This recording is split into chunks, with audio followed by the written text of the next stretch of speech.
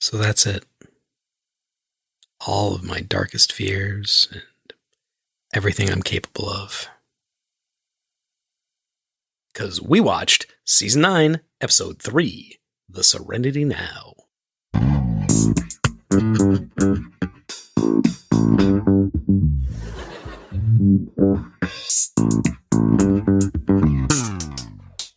Yikes. So, Katie. Well, good luck with that. There was a... Man, this episode. What a roller coaster. There's some things to talk about, I think. Sexual harassment? Uh-huh. Was there, like, a homophobic joke later on? You scared me straight. No, that's a saying. I know, but they're in touch with their feelings. It's not very manly. I do not, no. Okay. No. All right. I'll give you sexual assault. You're going to have to fight me on homophobia. All right. Did you like this episode? No. Yeah, no, it was, I mean, I'm not going to lie. You came down here and not our usual day for recording. We No. missed it because of whatever.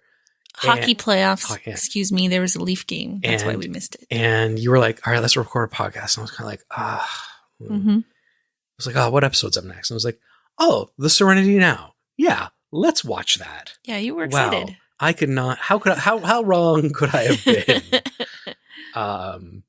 And like, what a wild, divide between this episode, like entering the zeitgeist versus how good of an episode it actually was. And like, I think it was just like, it was a bad episode all around. Like, not that it just wasn't like funny, like tracking. We'll talk about it.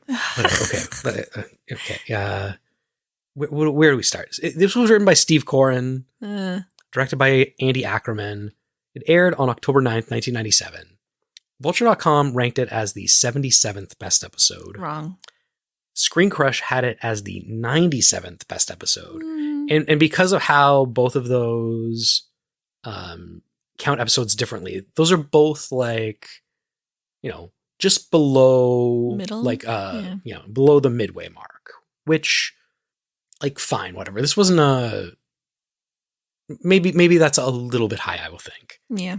However, I think we might need to get the Internet Movie Database on the phone because they have ranked this episode as the 20th best Seinfeld episode with an 8.8 out of 10. The people are wrong. Yeah, vote like, but I mean, how many people didn't just watch this episode, read the title, and are like, oh yeah, Serenity Now. That's hilarious. I say that all the time. Yeah, for sure. That's why. Because, so the story with Frank yelling Serenity Now and George,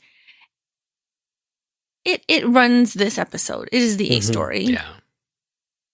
It's not great. It's not great. We bring back a character that nobody missed.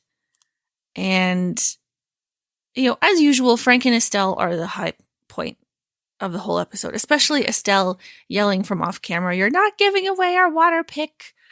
They can't be bad, I think. But they're in such a bad episode that I didn't really laugh at Frank yelling Serenity Now. Did you? No, I think it's something that you think back of as being funny, and then when you're presented with it, you're like, this isn't really anything. It was funnier in the car when he's telling her to move her seat up, and she's like, it's already up. If you want the leg room, just say so. Don't blame the mechanism. Yeah. Were the guest stars or I'm synopsis? What are we doing now? So that's who wrote it, who directed it. When did it come out? We said all of that already. We did. I've already erased it from my mind. Yeah. Steve Coren, Andy Ackerman, October 9th, 1990. Vulture.com 77, Screen Crush 97. Okay. IMDb 20th. Okay. That's where we are. Okay. You on the same page? Yep, here Serenity I am. Now. Oh. Poochie Mama. Oh, God. Read the synopsis. Read the Netflix synopsis. No. Guest stars? Let's throw it back to last week when I asked you if you remembered this episode. Serenity Now. George gets a new gig He's selling computers out of his dad's garage. And? I mean, I think I nailed it. All right. Frank employs a new anger management strategy. George and Lloyd Braun sell computers. Actually, they don't. Neither of them sold any computers. Elaine attends a bar mitzvah. Jerry expresses his feelings. That's a fair point. Nobody sold a computer. I think... Okay, we'll do the guest stars. Okay. So a lot of returning guest stars. Jerry Stiller, Estelle Harris, Richard Fancy, Matt McCoy, Bruce Mailer. However, two new people.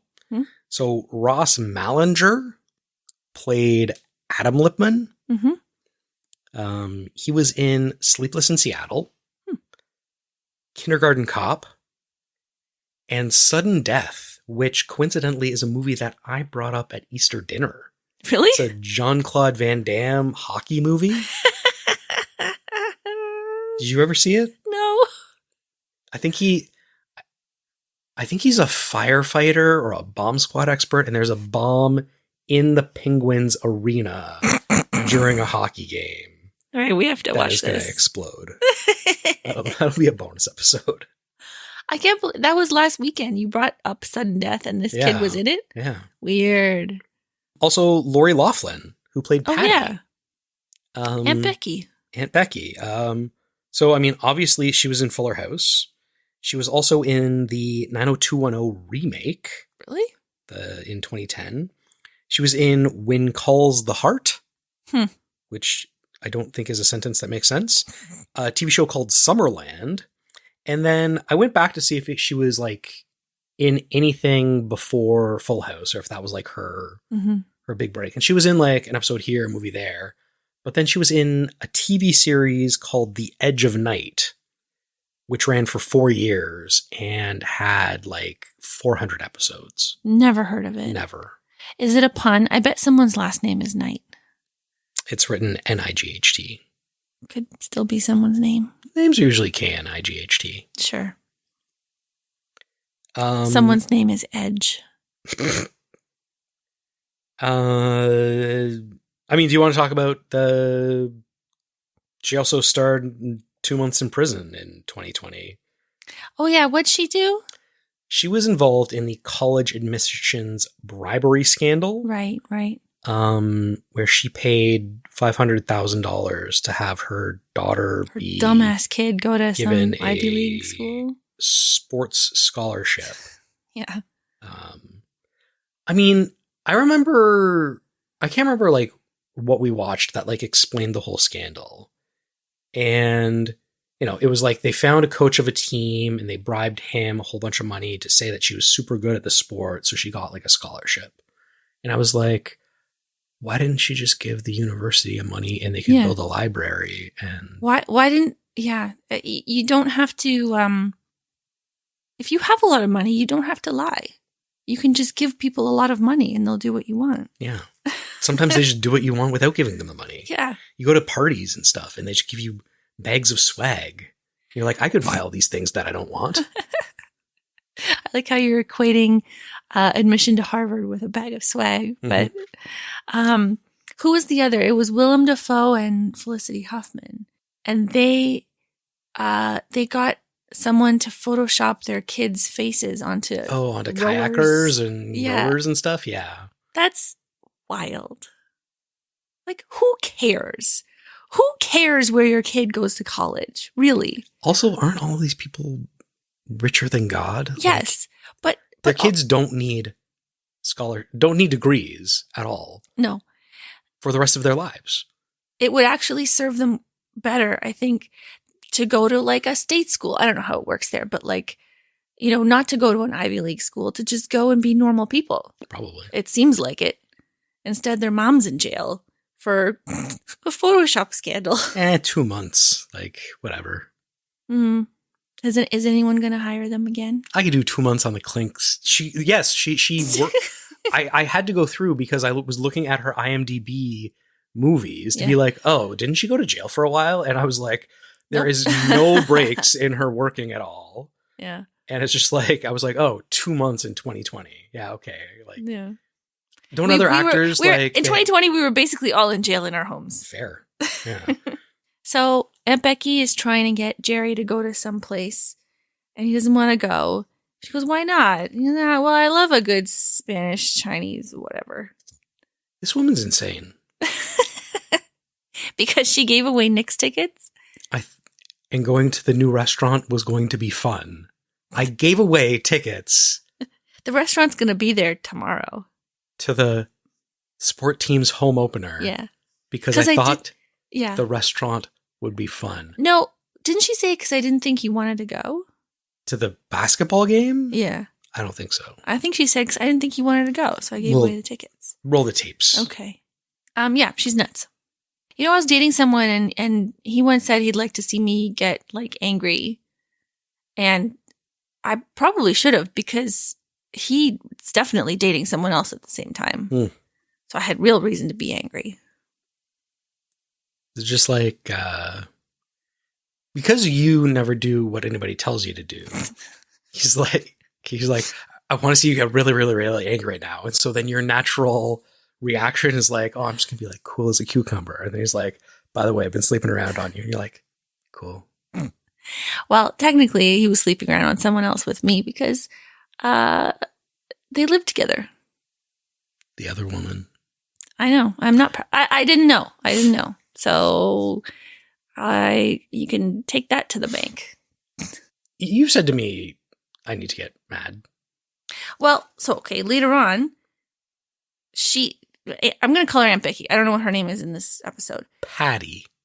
Aunt Becky says, Patty, you got to open up. And Jerry says, I'm open. There's just nothing in there. Yeah. And then I wrote, you?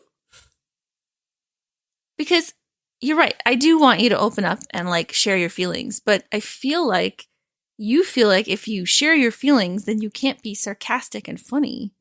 And later on, Jerry goes, sure, I'm not funny anymore. And I wrote, you? Is that you? Like, you feel like you'll lose your edge if you are sincere? I mean, yeah, I would.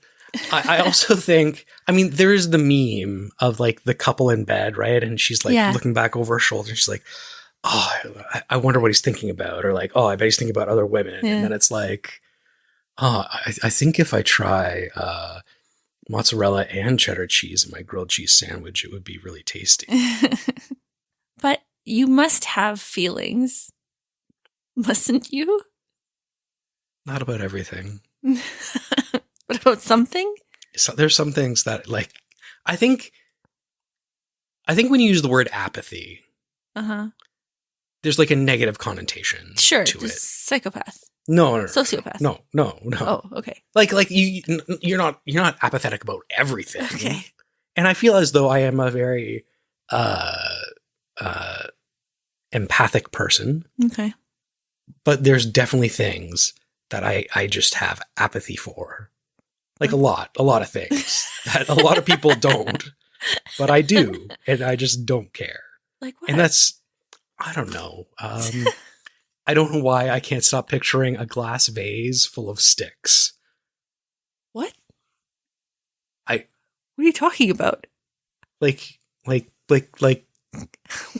house set dressing.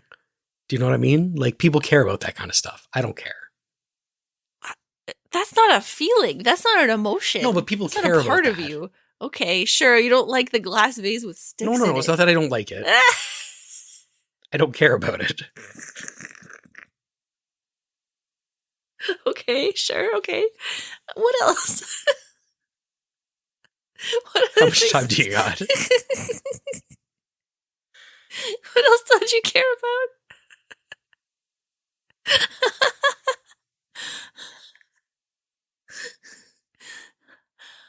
What is this salty liquid coming out of my eyes?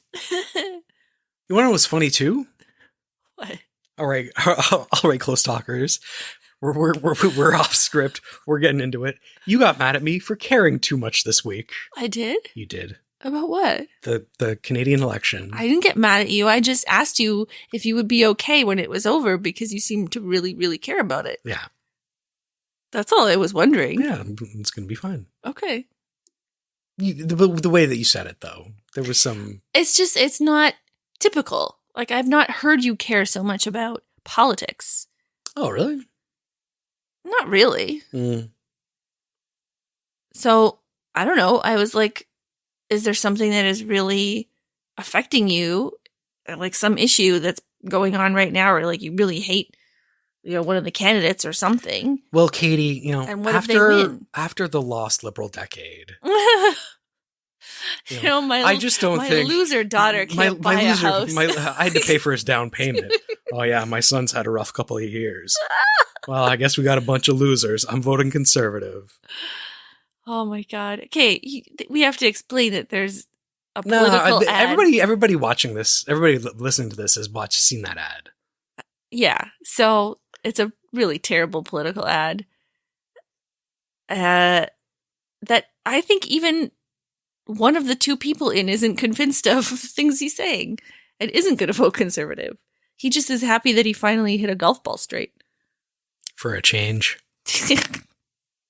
All right, let's talk about Seinfeld. Okay. Jerry gets peeved. He gets miffed. George says that when he gets mad, his voice just goes into a higher, funnier register. Yeah, but I think he's saying, like, you don't actually get mad. You just kind of like... I did want to bring it back to the cold open with George. The Seinfeld logo with the space background? Oh, it looked weird, and like it was outdoors in the car, driving down the street. It reminded me of like the...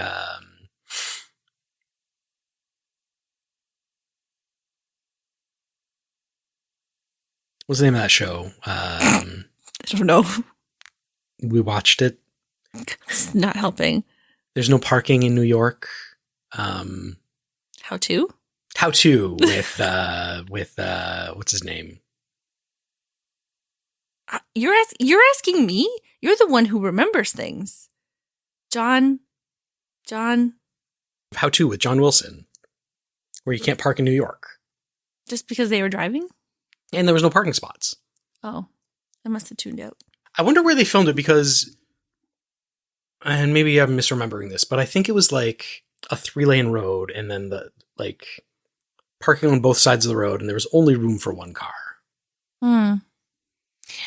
It was interesting that they kept, like, the exterior that they show for the Costanzas does not have this garage attached to it. It's a different place. It was weird. It was weird. And they never showed the house. They only showed this garage, which is probably not, like, I don't know Queens, but, like, it was very Etobicoke looking. Yeah, it didn't really fit for me. It did seem kind of funny to have an adult in the back seat. Well, where else is he going to go? So one thing that I think that I noted, and we should probably like talk about this throughout the thing, is Frank says, or I can't remember if Estella's one that explains, but he says Serenity Now, and then it's like, oh, to reduce my blood pressure, I'm supposed to say Serenity Now. Yeah. And then George says, like, oh, you're supposed to yell it. Apparently this is like an actual thing that happened to Stephen Corrin, and it's where they got the idea for the episode. Okay. But I think it's important to note that, like, originally Serenity Now is supposed to be a blood pressure reduction strategy. And it like turns into like an anger management strategy, a like mental health thing, a war cry. Like, I think if you asked the general public, like, why is Frank screaming Serenity Now? It's not about blood pressure at all. No. Well, I mean, yeah, they stretch it, but it also kind of doesn't matter. It did remind me of when I was in the hospital and they kept checking my blood pressure, and the was like, oh, it's a little bit high. And then I was watching Fox News and I got really, really upset. And then they came in and checked it. And they were like, oh, it's normal. So what you're saying is to lower your blood pressure, you need to release it by being angry at something and screaming Serenity Now or screaming at Fox News. And then and then you have a come down. I really liked seeing all the boxes that Frank had in his garage. Sidewinder. What is a Sidewinder? I couldn't figure that out. I think it's a controller. Is it a joystick? Yeah, well, like a controller, not a joystick. Okay, so why would his base setup include a Sidewinder? I think it was just peripherals that he had for sale. Well, okay, so he had a Scepter monitor, or several. They still exist. They are not good. They had the Microsoft Natural keyboard, which still exists. Mm-hmm. The Sidewinder. There was a box that said Gateway 2000, and Gateway PCs were like before Dell. It was like direct sales PCs, and they had a cow pattern box for some reason. They did. Did you know that they're owned by Acer now? Oh. That's interesting. There was also an Apple box. For people that wanted Apple computers.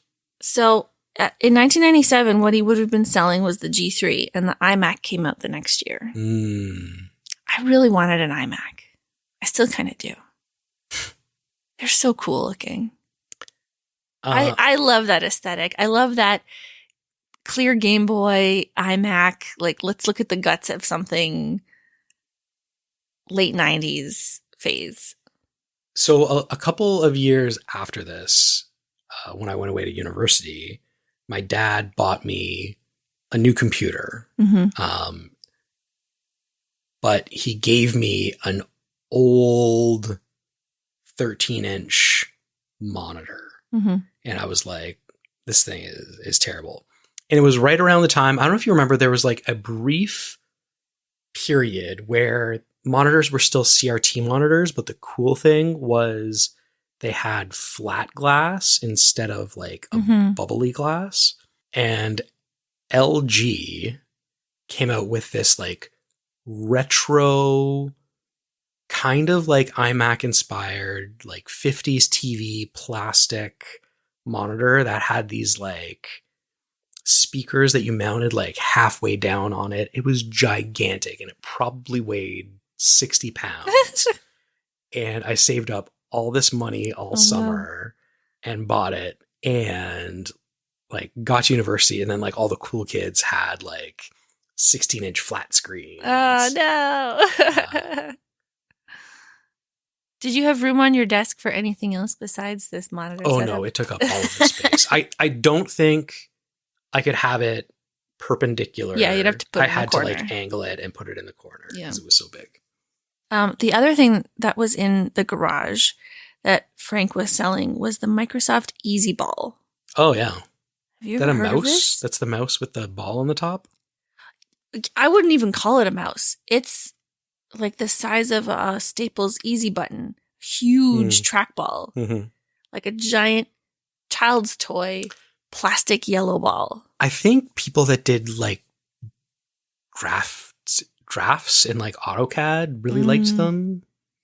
Well, and also like when I start the video editing software that I have, it's got this AI generated image of a guy editing videos. And for tracking like sound editing, video editing, they still use like a trackball to like go back and forth. So I kind of get it, but I like the Sidewinder and the huge trackball.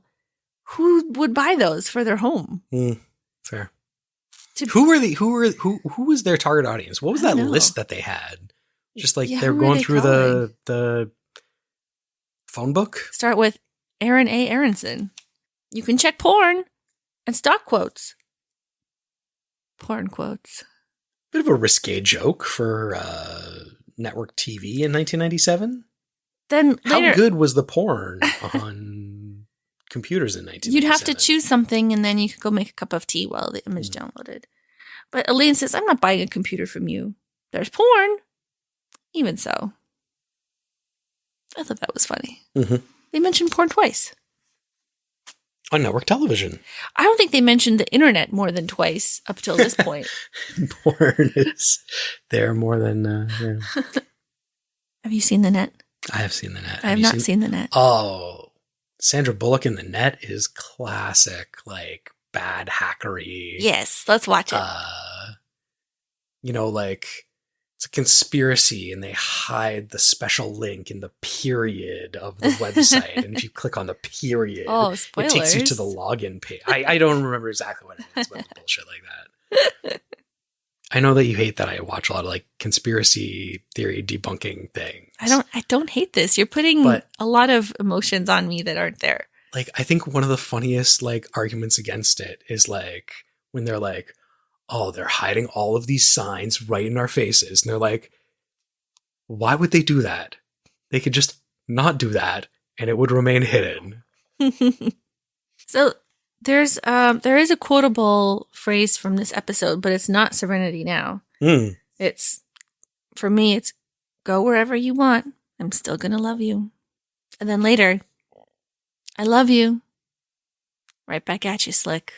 What is this salty discharge? This is horrible. I care. Shik's appeal. I didn't love this Elaine storyline. Also, she didn't look that good. Her hair was very footballish. She walked in that first scene, and I was like, something's going on here. She's got Shik's appeal. Shik's appeal. When we were talking about it before, I think that one of the problems with this episode is like this A storyline was basically built off a single line that Stephen Corrin's dad said. And then they had to like tack on this stupid computer sales like thing to make something out of it. Yeah. But I think you could have had a stronger Jerry starts feeling things intertwined with Elaine being a shiksa. And then like the moment of, I don't know if they knew this at the time, but like whether or not they knew that this was the last season and like we're jumping ahead to the end, but like wrapping it up with like Jerry like proposes and she like gets freaked out and leaves. And then like she sees the rabbi and then she's like, yeah, why not? Apparently they had like a much longer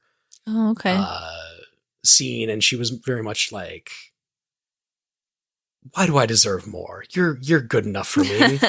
And then, George being like, I always wanted to see you two together. And her being like, yeah, because you're an idiot. To like the meta of like Jerry and Elaine are going to get together and that's how the series is going to end. To like kind of like address that, shipping, even though shipping wasn't a word back then. It must have been a pretty big deal to see that happen in this episode. And I know they're not together, but like, I'm sure people were talking about it like, oh, did you think they were actually just going to end up and blah, blah, blah. Like, do you remember watching this and what do you remember watching it and what was your impression of it? I bet any of it. Oh, I don't remember. I mean, I was also pretty young to be like, oh, I hope they get together at the end. Yeah, I'm sure. You were like, oh, that 13-year-old boy kissed Elaine. I have a chance. I hadn't had a bar mitzvah, so I was not yet a man. I wonder if you could cut together, like, on like cable Fox, like regional Fox, you could cut together like a promo for like this Thursday, like Jerry like down on one knee and like I love you, like cutting all of these and like putting together a like will they won't they, and then like Elaine, Jerry, let's do it, and like see what happens, the thing you've all been waiting for tonight, Thursday, 9 p.m. Yeah. Jerome. The rabbi calls her lady. He does. That's Jerry's name for her. The lunging at Elaine made me feel very awkward, uncomfortable. like, tremendously. Yeah. Like full on mouth kissing a child. Good work, Julia Louis-Dreyfus. Yikes. Like, imagine if those roles had been reversed. Wow. Well, so are you talking about the son or the father lunging at Elaine? All of the lunging made me feel nervous, for the record. Elaine kissing a child also made me feel nervous. She was kissed by a child, which I don't. On set, they were like, okay, Julia, in this scene, you are going to kiss Ross Matthews.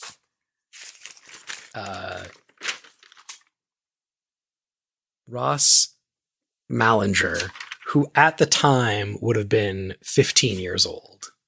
No, 13 years old. Yes. He was born in 1984. What's he up to these days? I don't know. He was Nothing? an actor. Okay. I don't know if he turned out to be an actor after childhood, because the picture that they use on IMDb is a child. Probably not then. Elaine gets two men to renounce their religion. I mean, she's powerful. She's the Kavorka. At some point in this episode, I just wrote, everyone is insane. Yeah, season 9, everybody, we go off the rails. And I actually, until the, as he puts it, hall urchins start doing stuff to Kramer, I actually liked his little, like, Anytown USA screen door, American flag, potted plants, little hallway setup he had there. You know what I think kind of ruined it for me was when he tried to, like, walk through the screen door and it closed in front of him, and then he got his face pressed up against it. Yeah. And I was like, you can have Kramer doing physical comedy, or you can have Kramer, like, acting straight, doing something ridiculous. Mm-hmm. But when you push both of those things together is when it, like, fails. Yeah. And I agree with you, like, him treating the hallway like his front porch is good. Yeah. And then he's cleaning his pipe out, and he calls it Pandora's box, and Pandora had one too. I prefer Kramer doing profound, or what he thinks is profound. Sure, yeah. Rather than stupid. Yeah, I think, like, the baseball getting hit into his thing was like, that's where it should have stopped. That's exactly what I was about to say. That was the one thing you could have done, but then, like, him with the hose and getting hit with the silly string, and I just the hated eggs it. and the toilet paper. I hated it. Yeah. Well, that's all I wrote. I do just want to say, anytime I see anybody proposing now, I might yell out, "What's wrong with your leg?" Yeah. I have some corrections. Sure. Last week you talked about your lookalike, Paul Kinsey. Mm-hmm. Paul Kinsey is the character's name. Oh, whoops. You look like Michael Gladys. Yeah. Is the actor. So I was really concerned with the sign on the window in the Play Now office closet that George was occupying. I do really look like the character, though. Yeah. I found out what it says. Oh, what does it say? It says Bond Office Beneficial Standard Life Insurance Company. And a smaller sign says Beneficial Standard Building.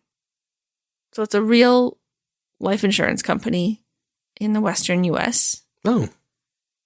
And they just had the sign visible?